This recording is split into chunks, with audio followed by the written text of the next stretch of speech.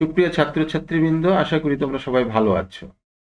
আজ আমরা আলোচনা করব স্টোরি রাইটিং নিয়ে। এখানে একটা ট্র্যাডিশনাল স্টোরি দেওয়া আছে। এইভাবেই তোমাদের কোশ্চেনে একটা স্টোরি দেওয়া থাকবে, কয়েকটা লাইন তুলে দেওয়া হবে। সেই লাইনগুলো তোমাদেরকে পরবর্তী লাইন থেকে লিখতে হবে।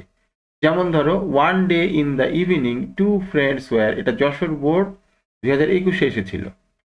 পাসিং থ্রু এ জাঙ্গল দিয়ে dot dot dot dot dot দেওয়া থাকবে, তোমাকে এরপর থেকে লিখতে হবে। তা আমরা এই স্টোরিটা পড়ি। এইরকম যদি কোনো ট্র্যাডিশনাল স্টোরি আসে তাহলে তোমরা এইভাবে উত্তরটা দিবে। One day in the evening, একদা বিকালের দিকে, সন্ধ্যার আগে, two friends were passing through a jungle, দুই বন্ধু একটা জঙ্গলের মধ্যে দিয়ে যাচ্ছিল।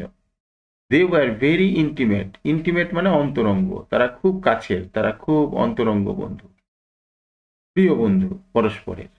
With each other, with each other একে অপরের বা পরস্পরের।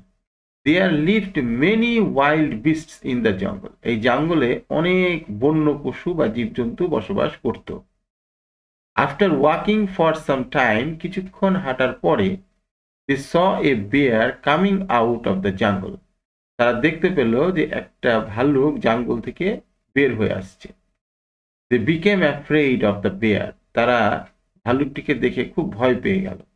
One of the friends at once climbed up a tree, সাথে সাথে এক বন্ধু কি করলো, গাছে উঠে পড়ল।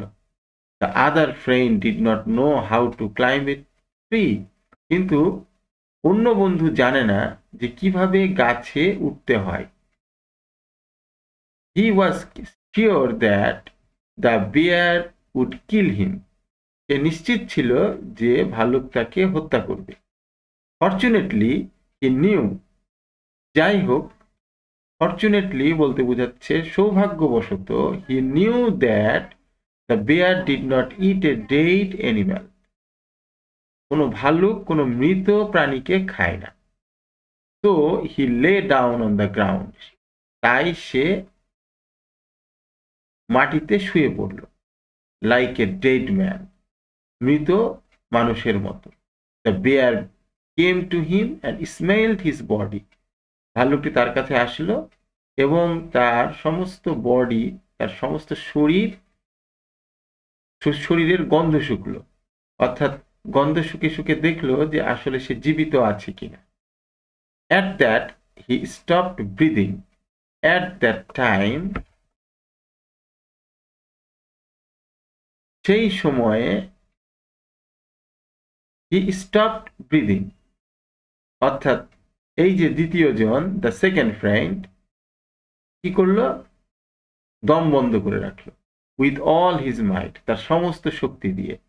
The bear thought that he was dead and went away, ভালুকটি মনে করলো যে সে মারা গেছে এবং ভালুকটি সেখান থেকে চলে গেল। Then the first friend got down from the tree, এরপর প্রথম বন্ধু গাছ থেকে নেমে আসলো।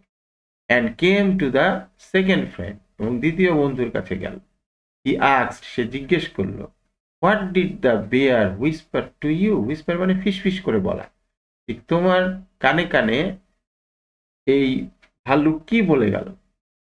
হি said or he replied, the second friend replied, দ্বিতীয় বন্ধু উত্তর দিল, the bear অথবা the other friend replied, পরিষ্কার করে দিলে ভালো হয়, the bear told me not to trust such a friend, ভাল্লুক আমাকে বলে গেল এই ধরনের বন্ধুকে বিশ্বাস করবে না, who runs away, যে পালিয়ে যায়, leaving his friend in danger, তার বন্ধুকে বিপদে ফেলে।